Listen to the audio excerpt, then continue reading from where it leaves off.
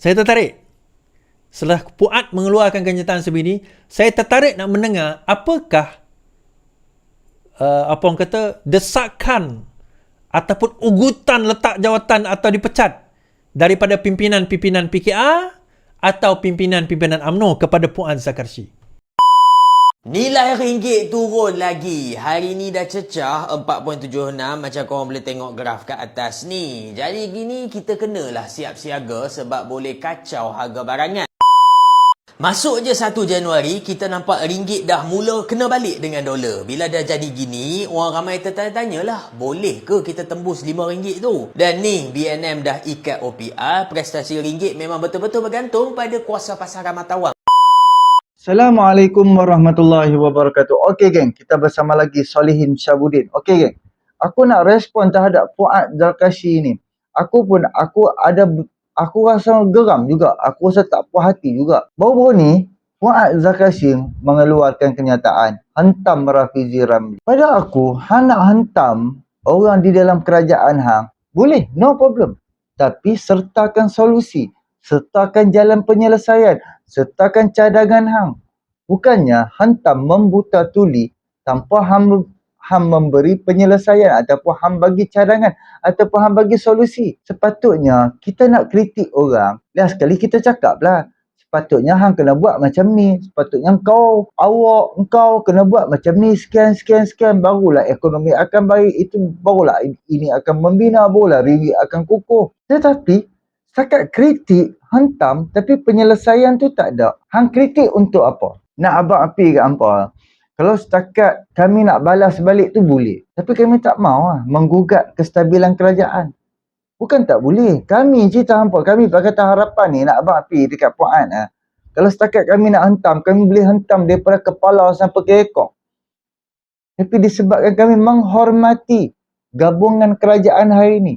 Tetapi ada mulut-mulut yang macam ni, itu yang bermasalah. Kami tahu baru-baru ni Hassan Karim pun mengeluarkan juga kenyataan sehingga kami minta menggantikan Presiden UMNO. Tetapi last jalan penyelesaian dia yang Hassan Karim cakap last kali dapat reform balik UMNO.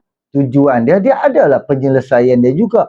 Tetapi yang Puan hantam Rafizi ni, hang bukannya hantam ikut cara yang peribadi, formula lah, apa belah semua macam-macam. Hantam habis semua. Tapi hang tak bagi solusi. Awak, hang sebut soal ringgit jatuh. Awak hang tak sebut solusinya dengan OPR, naikkan OPR. Sepatutnya kalau hang nak hantam soal ringgit, hang kena sebut soal OPR juga. Kalau setakat hang bandingkan dengan US dollar, tapi hang tak bandingkan dengan negara-negara lain, tak ada guna juga. Sekarang ni negara kita adalah OPR yang terendah. Dan baru-baru ni perangkaan dah keluarkan. Kita kadar kutipan cukai negara kita yang paling rendah sekarang ni. Jadi aku cerita hampa sehinggakan orang cabang ni, kenyataan Puan Zulkarnain ni, minta Puan pi masuk podcast yang dibuat oleh Rafizi Ramli. Hentam depan-depan, hang nak tanya apa, hang nak tahu jawapan apa, jawab depan-depan. Tapi hang boleh perli pula podcast yang dibuat oleh Rafizi. Kalau ni cerita hang Puan, kami duk nak petikai A sampai Z, kami boleh petikai lah. Apa hak yang berlaku daripada zaman Najib turun sampai Najib tumbang. Kami boleh sebut semua, kami boleh petikai segala-galanya. Tapi sebab apa? Sebab kami menghormati rakan di dalam kerajaan. Kami boleh hantam semua walaupun kami tahu hampa tak ada terkait paut dengan 1MDB ke SRC ke. Tapi kami boleh sebut. Tapi aku rasa Puan ni dia saja buat pejam-pejam mata. Dia sengaja buat pejam-pejam mata, macam tak nampak, macam tak tahu apa yang dibuat oleh Rafizi Ramli. Dalam masa dah 1 tahun lebih dia menjadi Menteri Ekonomi. Takkan hang tak tahu? Takkan hang tak ambil tahu apa yang dah dibuat? Nampak Yang terbaru kita dengar tanaman bawang. Dah berlaku krisis beras. Jadi kerajaan fokus nak naikkan, nak banyakkan balik tanaman hasil beras daripada negara kita sendiri. Apabila India stop pula ekspor bawang, kerajaan terus cepat dengan mak sabu cepat-cepat duk nak tanam bawang. Aku heran, hang orang kerajaan, Hang orang pimpinan macam tertinggi, takkan hang tak tahu semua ni Puan? Hang Puan, takkan hang tak tahu? Tapi tak apalah, aku akan bawa dengan hampa sama-sama kita dengar hentaman hujahan daripada Iswadi Moni soal Puan Zarkashi ni. Aku Jina apa, aku cukup tak, memang tak bersetujulah dengan hentaman, tapi hang tak sertakan solusi. Kalau hang nak hentam, hang nak apa pun, sertakan solusi. Macam mana jalan penyelesaian. Kalau setakat hang duk petikan formula ni, tak ada guna babe. Ni subsidi minyak yang RON 95 dengan RON diesel yang kekal sampai hari ni, formula siapa dia? Formula siapa dia? Tumbangnya Najib naik kerajaan Pakatan Harapan 1.0 dengan kemampuan kerajaan waktu tu, bagi subsidi kepada rakyat. Dan sehingga hari ni harga minyak kekal RM2.05. Itu adalah satu formula Rafizi. Vending machine. Apa dia vending machine? Hak yang walaupun hanya nampak remeh, jual cucuk, jual mi, jual nasi lemak di dalam vending machine. Tetapi orang yang mendapat job tu, yang rakyat yang boleh manfaatkan vending machine, dapat gaji RM3,000, RM4,000, RM5,000, malah lebih lagi pun ada. Hak yang IPR, hak yang buat bercucuk tanam tu. Sehingga kan sebelum ni dia B40. Sekarang dah jadi T20 dengan tanam cabai. Tanaman tumbuhan apa semua ni. Itu daripada IPR. Takkan hang tak nampak Puan. Tapi itulah orang kata, apabila hentam balun daripada segi politik, rakan di dalam kerajaan sendiri, tapi dia tak sertakan solusi, jalan penyelesaian, tak ada guna lagi. Jadi jom sama-sama kita dengar apa yang diperkatakan oleh Iswadi Moni soal kenyataan yang dikeluarkan oleh Puan Zarkashi ini. Jom sama-sama kita dengar. Hai sekali tuan-tuan. Puan Zarkashi kata Rafizi kaki temberang. Tak boleh pakai, Puan Zarkashi kata. Baik, kita dengar.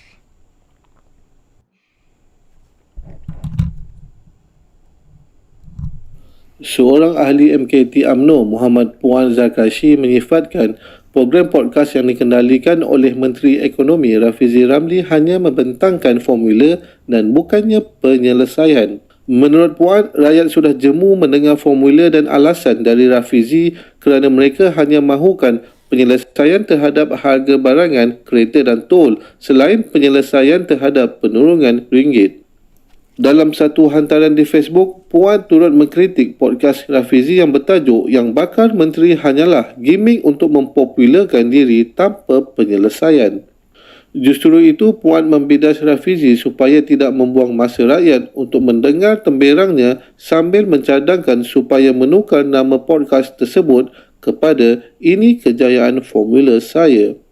Puan yang juga Speaker Dun Johor dilihat lantang mengkritik timbalan Presiden PKR itu apabila sebelum ini pernah menggelar Rafizi sebagai Raja Formula Temberang. Puan juga dalam satu hantaran pada 9 Februari lalu meluahkan rasa tidak senang dengan penjelasan Rafizi berkaitan kejatuhan harga ringgit berbanding dolar Amerika Syarikat. Puan berkata Rafizi hanya mencari salah dan menjaja cerita basi dengan mengaitkannya dengan skandal 1MDB ketika era Najib Razak sebagai Perdana Menteri.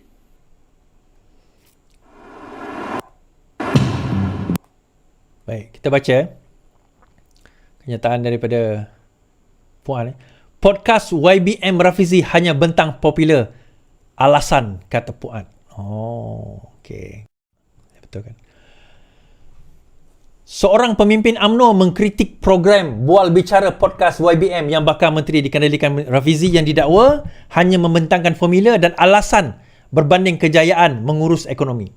Ahli Majlis Tertinggi UMNO Puan Zarkashi berkata rakyat sudah jemu mendengar formula daripada Rafizi apabila hakikat ketika ini ringgit semakin melemah, barangan asas naik mendadak dan harga kenderaan meningkat.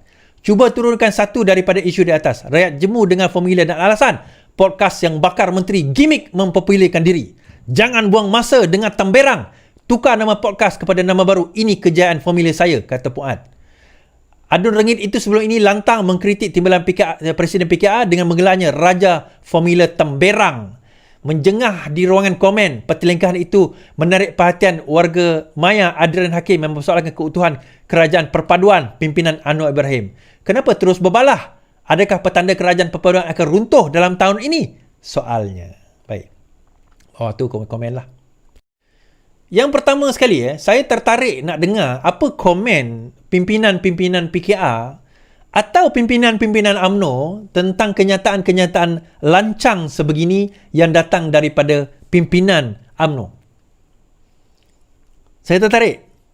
Setelah Puat mengeluarkan kenyataan sebegini, saya tertarik nak mendengar apakah apa orang kata desakan ataupun ugutan letak jawatan atau dipecat daripada pimpinan-pimpinan PKR atau pimpinan-pimpinan UMNO kepada Puan Zakarsy. Sebab tuan-tuan saya kata, bila Hasan Karim bersuara, punyalah kita punya apa orang kata tak cukup langit dan bumi untuk kita nak pergi bantai dia. Daripada orang kita sendiri. Tetapi kenapa bila UMNO dan Puan Zakarsy bersuara, kita seolah-olah membisu dan menikus? Adakah kita sekarang ini berada di bawah UMNO? Sehingga kita mengikut telunjuk mereka ke mana sahaja? Kita bantai dia bantai kita teruk-teruk. Dia bantai kita tak apa. Ke macam mana? Saya bukan kata semua UMNO, saya kata ni Puat ni. Okay, yang kedua, saya dengan besar hatinya menjemput saudara Puan Zakarsy ke podcast Rafizi. Apa kata daripada Puat pergi tulis macam tu, Puat pergi datang ke podcast Rafizi. Tak apa. Kalau tak ada slot, saya akan pastikan ada slot. Kalau Rafizi tak nak, saya nak Puan Zakarsy datang kat podcast saya pula. Saya nak tanya pula Puan Zakarsy banyak soalan. Kan? Macam contohnya bila dia sebut ringgit tadi. Dia ada satu formula. Satu cara. Bagaimana kita nak naikkan ringgit? Tahu macam mana tuan-tuan? Naikkan OPR. Saya tanya pada Fuad, selain daripada naikkan OPR, bagaimana nak naikkan ringgit? Sekarang ni OPR kita berkisar kepada 3. Tuan-tuan pun dah terasa kan bayar bank sekarang ni kan? Dengan BLR, base lending rate tuan-tuan kan? Kalau kita naikkan kepada 3.25, itu maksimum. Atau kita naikkan kepada 4, atau kita ikut US, naikkan kepada 5 atau 5.25. Adakah itu yang Puat nak? Yang Puat boleh sediakan? Ataupun Puat sekadar hanya boleh tembak, tetapi tak boleh pun bagi solution. Macam Rafizi. Apa Rafizi berjaya buat? Okey, 3 BLR, OPR memang bukan ditentukan oleh kerajaan. Dia ditentukan oleh Bank Negara Malaysia. Bank Negara Malaysia merasakan tak perlu naik OPR sekarang ini despite lemahnya ringgit kerana 2 perkara yang besar berlaku dalam dunia. Pertama, interest rate yang dinaikkan oleh US berbanding kita tak naik interest rate, itu yang pertama. Yang kedua, kelemahan ekonomi China. Sebab trading kita paling besar dengan China. Sekarang ini even CPI China adalah negatif. Consumer Price Index China is going down. Ekonomi China sekarang ini menurun. Dua ini negara besar US dan juga China bagi impact kepada mata wang kita. Okey, solutionnya bagaimana? Ada satu cara. Kita naikkan OPR. Kita paksa naikkan OPR. That's one way to do it. Dan bila dia menyentuh Rafizi tentang 1MDB, kenapa tiba-tiba Puan Zakarsy melenting? Adakah itu tidak benar bahawa keadaan ekonomi dan hutang kita terkait dengan 1MDB? Interest kita saja nak bayar hutang, interest saja 2 bilion. Itu 2 tahun bajet negeri Kelantan. Hutang kita saja lebih 50 bilion untuk 1MDB saja. Kita tak kira lagi lah projek-projek yang bocor, what do you call that? Subsidi-subsidi kita yang bocor dan sebagainya. And you expect Rafizi untuk solve benda itu dalam masa 2 tahun? Dan kamu ada dalam kerajaan ini. Apa yang kamu buat untuk tolong kerajaan ni? Dia bentang formula. Okey, kamu ada formula yang lebih baik. Bagilah kat dia. Kamu kata di kaki temberang. Bagilah formula yang lebih baik. Yang bukan kaki temberang punya. Yang betul-betul boleh berkesan. Kamu bukan berada di pihak pemegang. Kamu ada dalam kerajaan. Bagilah. Ataupun sebenarnya yang kaki temberang itu adalah Fuad Zakarsy. Baik tuan-tuan, selamat malam. Okey geng, Alhamdulillah kita dah bersama dengan Iswadi Moni. Dia tuntutan Speaker Dewan Undangan Negeri Johor ni, Puan Zakrashi ni, dia hanya menuntut harga barang, kenaikan harga barang betul di lebuh raya, harga minyak dan juga harga kereta. Oh, itulah yang dia diulang. Sebab dulu, waktu zaman, kita tak tahu berapa hutang negara sebelum sewaktu Pakatan Harapan jadi pembangkang dulu. Kita tak tahu berapa total kerajaan kena tanggung hutang. Sebab tu kita boleh bagi formula macam-macam. Sebab itulah Anwar Ibrahim pernah berjanji harga minyak RM1.50. So apabila kerajaan perpaduan, kerajaan Anwar Ibrahim ambil alih je kerajaan, hutang negara 1.5 trilion. Wahai puan, kerajaan boleh bagi apa-apa saja kepada rakyat dengan cara berhutang. Kerajaan boleh bagi macam-macam. Nak bagi apa? Nak bagi subsidi, nak teruskan subsidi 80 bilion setahun untuk 2023. Subsidi saja 80 bilion, lebih pada 80 bilion. Kerajaan boleh bagi duit. Tetapi apa dia kesannya? Kesan dia hutang meningkat. Sebab tu 2024 ni kerajaan nak buat subsidi bersasar. Hanya orang-orang yang layak dapat subsidi, dia akan dapat. Kerajaan akan pump duit kepada dia. Dan kerajaan akan kenalkan satu cara macam mana kita nak dapat yang macam subsidi diesel. Jadi Puan ni dia buat pejam-pejam mata. Dia buat macam itu semua ala hutang-hutang tak apalah, nanti orang lain bayar. Takkanlah kita nak tinggal beban kepada anak-anak kita yang akan memerintah negara kita. Sekarang hutang 1.5 trilion. Anwar Ibrahim naik menjadi Perdana Menteri, hutang tidak melebihi 1.5 trilion. Dah 1 tahun lebih Anwar Ibrahim memerintah negara tau. Bandingkan di zaman Ismail Sabri. Bandingkan di zaman Muhyiddin Yassin. Ismail Sabri lah kita ambil. Dia dah endemik dah waktu tu. Zaman Barisan Nasional ada 33 bulan di dalam kerajaan. Berapa banyak projek-projek mega yang dilaksanakan. Jana Wibawa. Projek itu, projek ini, tender direct nego. Kan? Tempatan banjir lagi apa semua. Puan waktu tu diam ke apa? Oh, waktu tu dia sibuk berpolitik. Jadi Puan aku syorkanlah hampir ke podcast Rafizi Ramli. Nak hentam depan. Nak tanya soalan, tanya depan-depan Rafizi. Dia boleh jawab. Sebab sekarang ni, dia Menteri Ekonomi. Of course, dia tahu segala bidang ekonomi. Pengurusan ekonomi negara, of course, dia tahu. So, sebab tu dia berani buat podcast ni. Siapa-siapa yang nak pi dan tanyakan soalan, of course dia boleh jawab. Sebab apa? Dia Menteri Ekonomi, babe. Rafizi Ramli. Sekarang ni, kedatangan dia sebagai seorang Menteri Ekonomi, dia daripada seorang businessman di level T20. Jadi, apabila dia dapat membina satu bisnes dia sehingga dia di level T20 dan dia menjadi menteri, of course lah, daripada segi ekonomi tu dia tahu, dia faham. Sekarang ni kita nak ke OPR dinaikkan? Teruk geng, kita duk kena bayar bulan-bulan geng. Kena tambah lagi 200-300 geng. Nak ke? Sebab apa? Sebab kita terlalu kejar dengan nilai ringgit berbanding dengan US dollar. Nak macam tu kan? Belum ada lagi kejayaan Rafizi. Sekurang-kurang dah ada dah. Jalan menuju kejayaan tu dah ada dah.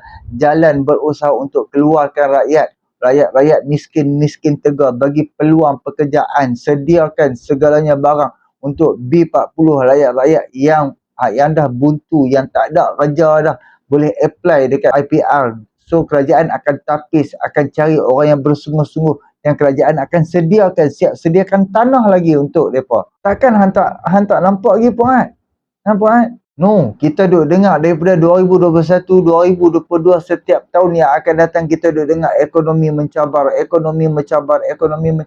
So 2024 termakbul, memang mencabar.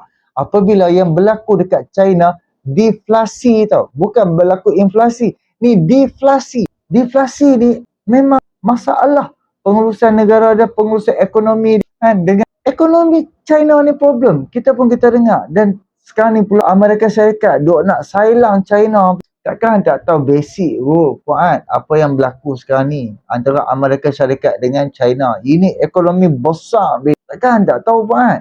Yang sebenar-benarnya yang menjadi kaki temberang adalah Puan Zakrashi. So aku nak bawa dengan hampa, kita dengar penjelasan daripada Ahmad Faisal ni berkaitan nilai ringgit. Aku nak bawa video dia ni lama dah. Awal bulan lagi, sebab baru ni kan ada viral daripada Google mata wang punya, ringgit tiba-tiba jatuh Dalam masa beberapa 1 jam je ringgit jatuh RM6, lepas tu naik balik RM4 lebih. Kan lah, apabila refer kepada bank negara kata no, itu bukan, itu Google punya ni. Tapi kalau ikut mata wang kita, duit tak jatuh. Jadi jom sama-sama kita dengar ringgit junam lagi daripada Ahmad Faisal. Nilai ringgit turun lagi. Hari ni dah cecah 4.76 macam korang boleh tengok graf kat atas ni. Jadi gini kita kenalah siap siaga sebab boleh kacau harga barangan. Tapi selalu orang tanya bukan pada dolar je. Banding dengan mata wang lain sekalipun ringgit macam duk kena juga. Soalannya sekarang ni kenapa? Baik. Ringgit sebenarnya improve against Jepun, UK dan Thailand. Tapi prestasi tak apa baik bila banding dengan Singapura, Indonesia dan Filipina. Bila banding dengan Amerika Syarikat, lagilah tak baik. Semua sebab kat sini korang boleh nampak lack of buying demand. Itu faktor pertama. Faktor kedua adalah solid US job data. Macam pengarah SPI Asset Management ni cakap, pakar ekonomi Bank Muamalat pun cakap benda yang sama. Kuasa pekerjaan kat Amerika tu remarkably resilient. NFP tu saya mudahkan korang faham, jumlah pekerja dalam sebuah ekonomi yang tak termasuk petani, yang tak termasuk peniaga. Kuasa pekerja lah senang kata. Ini faktor kedua. Cukup buat Amerika. Jom kita tengok China. Ekonomi China sekarang tak berapa baik. Gegasi hartanah Evergrande dah pun tumbang. Mereka dah rugi memanjang. Mereka dah bankrupt kat Amerika. Dan China ada masalah-masalah lain macam deflasi. Ambang Chinese New Year ni pun orang ramai tak spend macam biasa. Dah tu graduan kat China pun nak gaji tinggi. Tak macam mak bapak mereka, tak macam datuk moyang mereka. Dan China juga ada krisis hutang yang boleh tahan kronik. Bila jadi macam ni, pelabur mula cari negara lain. Ini antara data saya boleh bagi. Saham China pula mendak bertrilion. Nak pergi Timur Tengah, pelabur tak berani. Nak pergi Eropah, lagilah mereka orang tak berani. Eropah ni macam ada masalah sikit. Maka negara mana terpaling, tersesuai nak dilabur kalau bukan Amerika Syarikat yang seorang diri nun jauh tak tersentuh sesiapa. Ekonomi Amerika Syarikat pun remarkably resilient bawah Joe Biden. Perang tak akan sesekali kacau Amerika. Sekarang ni pun mereka tengah sediakan 118 bilion nak bantu sempadan, nak bantu bintang Daud, nak bantu Ukraine. Dekat 60 bilion untuk Ukraine. Jadi sekarang simpanan kita kat dalam akaun kekal dari segi angka je. Tapi dari segi nilai dah jatuh. Bila jadi gini memang akan jatuh. Bila nilai simpanan tu jatuh, harga makanan biasanya akan naik. Benda ni berterusan sejak tahun 2014 lagi. Dalam tempoh 10 tahun ni ringgit kita nampak dah tak kembali dah ke paras 3 macam dulu. RM3 pada $1 dulu. Tak ada dah. Jadi antara cara best dan cara simple saya boleh sarankan korang adalah simpan dalam emas. Sebab tempoh 10 tahun tunjuk nilai emas tu improve. Jumlah berapa banyak nak simpan tu subjektif. Setiap orang ada cash flow sama. Setiap orang juga ada komitmen yang berbeza. Tapi kalau korang nak best advice, boleh tanya kawan saya ni, Nur Saadia binti Rahim. Dia dah lama buat public goal. Memang dah lama dah. Bila ada one-on-one discussion dengan orang macam dia ni, senanglah korang boleh buat keputusan terus. Macam mana nak tanya dia? Tengok kat bahagian description, boleh nampak nama dia. Gegarkan je inbox dia untuk tanya lagi mendalam. Saya ulang balik sebelum tutup video ni. Tempoh 10 tahun,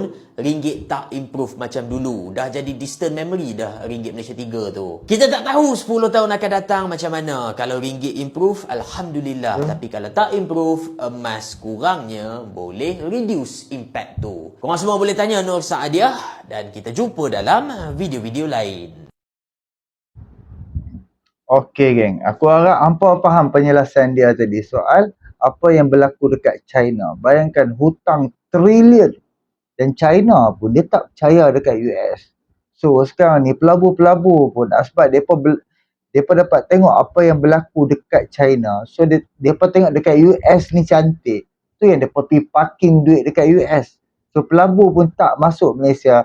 Pelabur pun depa pergi parking duit depa dekat US sebab depa untung besar. US 5.5%, babe. Malaysia baru 3%. Yang mana untung lagi? Kalau aku pergi letak duit aku dekat US sebab aku tahu aku akan untung besar.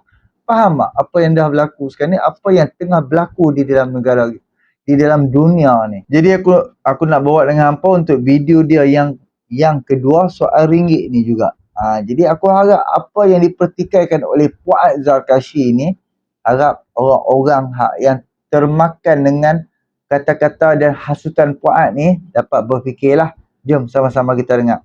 Masuk je 1 Januari, kita nampak ringgit dah Januari. mula kena balik dengan dolar. Bila dah jadi gini, orang ramai tertanya-tanya lah, boleh ke kita tembus RM5 tu? Dan ni, BNM dah ikat OPR, prestasi ringgit memang betul-betul bergantung pada kuasa pasaran matawang je sekarang ni. Persoalannya, apa benda yang pasaran duk buat waktu ni? Isu dia sama macam tahun-tahun sebelumnya. Global uncertainty, sejak 7 Oktober, dunia mula gigit jari. Tapi konflik tu sekarang ni dah merebak ke sebelah Laut Merah sebab ada pencaturan dari Yaman. Oleh kerana Laut Merah dah tak selamat, banyak kapal redirect pusing Afrika Selatan untuk selamat. Semua ni main peranan. Atas sebab itulah pakar ekonomi cakap prestasi ringgit yang naik turun ni semuanya short term je. Dari segi long term, potensi nak mengukuh tu ada. Sini saya nak korang faham dulu definisi short term tu tau. Semua duk tunggu Federal Reserve turunkan OPR US. Federal Reserve ni serupa bank negara kat Amerika Syarikat. Selama ni inflasi melambung teruk kat sana, Federal Reserve ni naikkan OPR mereka untuk kawal balik keadaan. OPR US sekarang dah tinggi gila, jadi kita semua expect 5.5 OPR akan turun babe. nanti. Bila? Sekitar bulan Jun gitu. Jam. Kena getah. Tapi semua kena ingat Jun sampai November 2024 pula adalah demam pilihan raya kat Amerika Syarikat. Ada 2 warga emas nak berebut 1 jawatan. Nah, korang tengok ni. Selalunya menghala ke pilihan raya, Donald bond Trump index macam ni mesti tunjuk dan Joe trend Biden. kenaikan. 2008 tu dikecualikan sebab waktu tu krisis kewangan. Bond index tu apa benda? Kat sini saya nak terangkan dulu, short term tu could be setahun pun. Terikat pada kuasa pasaran sekalipun OPR US diturunkan, kalau orang beli bond, simpan harta mereka dalam USD, cipta demand Tak dalam ada matawang guna, USD, maka satu dunia akan terasa sebab matawang USD tu kuat. Itulah bond index. Indeks yang menunjukkan pembelian bond. Bond ni mudah kata adalah sejenis wang, sama macam cash, cuma bond ni disimpan buat satu tempoh yang panjang. 1 tahun ada, 2 tahun ada, 3 tahun ada. Cukup tempoh tu, kerajaan akan bayar dengan peratusan untung. Itulah bond. Dan satu dunia tengah merasa akibat aktiviti bond dekat Amerika Syarikat tengah meningkat 2022 dan 2023. Jadi kalau tengok kat prestasi ringgit selama 10 tahun, memang seram. Sebab dari 3 point something dulu boleh melambung jadi 4.73. Jauh tu. Sekarang bayangkan kalau kita parking simpanan kita kat dalam emas sepanjang masa tu. Emas tengok ni double sepanjang masa. Simpan kat dalam akaun bocor sebab inflasi, bocor sebab mata wang ringgit jatuh. Tapi kalau simpan dalam emas, double jadinya. Katakanlah korang berminat nak simpan dalam emas dengan selamat, boleh pergi ke TikTok Cik Sakinah ni. Straightforward je dia, tak ada rumit-rumit, mudah prosesnya. Dalam 100 pun dah cukup nak mulakan simpanan korang. Cukup 1-2 gram boleh keluarkan emas tu jadi fizikal untuk korang simpan sendiri. Maka untuk pertanyaan, boleh pergi ke Cik Sakinah, ada kat bawah ni, saya dah letak ada dia. Korang boleh pergi ke Cik Sakinah dan tanya dia untuk mulakan simpanan korang. Okey geng. Cuba abang tengok kalau macam hampa dapat flashback balik ucapan dan juga kata-kata yang diperkatakan oleh Rafizi Ramli di dalam podcast dia. Lepas tu ucapan Anwar Ibrahim soal ekonomi Amerika Syarikat. Amerika Syarikat kalau dia nak buat apa-apa pun, dia nak buat satu-satu tindakan, dia takkan fikir ekonomi orang. Dia takkan fikir mata wang negara lain. Dia takkan fikir apa yang akan berlaku dekat negara-negara lain. Dia hanya fikir ekonomi dia saja. Dia hanya fikir untuk nak kukuhkan mata wang dia saja. Dia hanya fikir dia nak dapat pelabur daripada dia saja. Dia tak fikir pelabur dia untuk negara A, negara B, negara Malaysia apa, dia tak fikir dah. Tadi Ahmad Faisal pun dia dah cakap, kalau dekat-dekat dengan pilihan raya untuk Amerika Syarikat nanti, kalau untuk dia nak turun ke interest rate dia, lepas tu pula geng-geng pelabur ni pun dia dah tahu dah, dia pakat-pakat beli bond. Dia beli bond siap-siap untuk setahun, 2 tahun, beberapa tahun. Akan terkesan satu-satu dunia ni. Sebab tu perancangan, sebab tu kalau hampa tengok dekat dalam Cakap Hub aku ada letak parking video dia dekat aku punya channel Cakap Hub. Hampa boleh dengar pemikiran seorang pemerhati politik ni. Dia kata pemikiran Anwar Ibrahim ni terkedepan. pemikiran Perdana Menteri kita hari ni, dia fikir untuk masa depan. Sebab tu dia buat de-dollarization.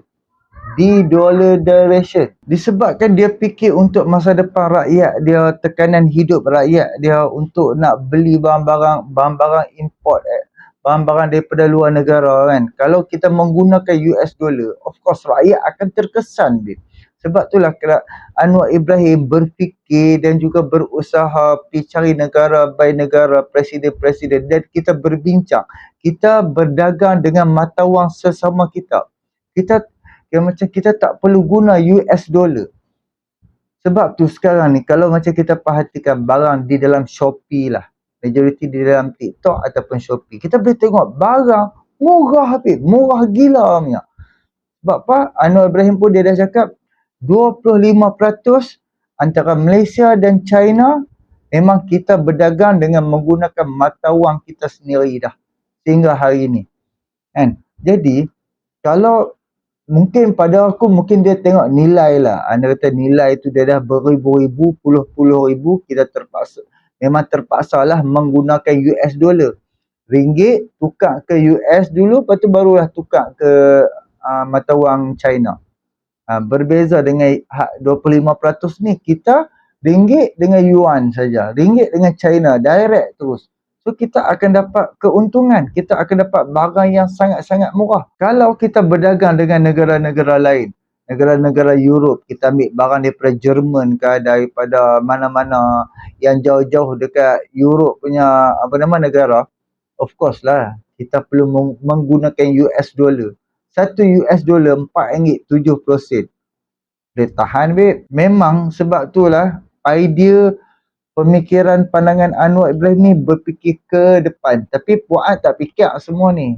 Mungkinlah aku rasa Puan Zarkashi ni bukan orang bisnes, tapi sebab dia duduk di dalam politik ni dah terlalu lama. Dia tahu semua ni, dia tahu. Sebab dia duduk di dalam politik memang dah lama. Malah dia jadi ahli majlis tertinggi UMNO. Tapi sengaja pejamkan mata untuk nak hentam. Sebab dia tahu Hassan Karim dah hentam presiden dia. Jadi dia nak cari point untuk nak hentam balik orang yang hentam. Tapi dia tak hentam dekat tuan badan tu. Dia hentam dekat orang lain. Dia mainkan formula-formula apa semua. Babe, nak buat macam-macam, refer pada duit mah. Berapa simpanan kerajaan, berapa pendapatan kerajaan, berapa perbelanjaan kerajaan. Dan bila macam kerajaan duk tak cukup perbelanjaan, takkanlah kerajaan sikit-sikit hutang. Nanti tinggal dekat cucu kita, anak kita hutang 3 trilion. Macam tu lah. Jadi berfikirlah di atas bumi yang nyata. Janganlah jadi temberang teruk sangat. Hang nak kritik orang tapi hang tak tengok kesan dan akibat pemerintahan di zaman hang memerintah 100% di bawah Barisan Nasional. Awak fikir baliklah, kita tak ambil banyak, kita ambil 1MDB je. Awak 1MDB punya masalah tu yang Rafizi Ramli dedahkan tu, apakah kesan sebab 1MDB kepada kerajaan hari ni sehingga hari ni, apakah kesan? Tolong listkan sat Puan. Awak kes 1MDB tu dia tak berlaku kecurian kan? Duit tak hilang kah? Dia tak berlaku rasuah kah? Tak ada orang sakau kah duit hak yang 1MDB tu? Sebab berlaku salah guna kuasa, salah guna duit, berjoli, salah guna duit mudah sangat apa semua pam. Berbilion ringgit, belasan malah puluhan bilion ringgit kerajaan kena tanggung. Itu pun walaupun kerajaan dah, alhamdulillah dah beberapa tahun kerajaan dah berjaya tarik balik duit aset-aset 1MDB, jual aset-aset tu dan ambil balik duit, tapi tak cukup. Tetap hutang kena bayar. Jadi itulah kesan. Tapi janganlah terlalu tengok buruk orang. Sedangkan baru memerintah 1 tahun lebih. Awak nak petik jari semua jadi apa kan? Jangan hipokrit lah. Jangan hipokrit teruk sangat. Jadi insyaAllah kita jumpa untuk video yang akan datang. Lawan tetap lawan. Walaupun kita tahu kawan sendiri, kita pun hormat.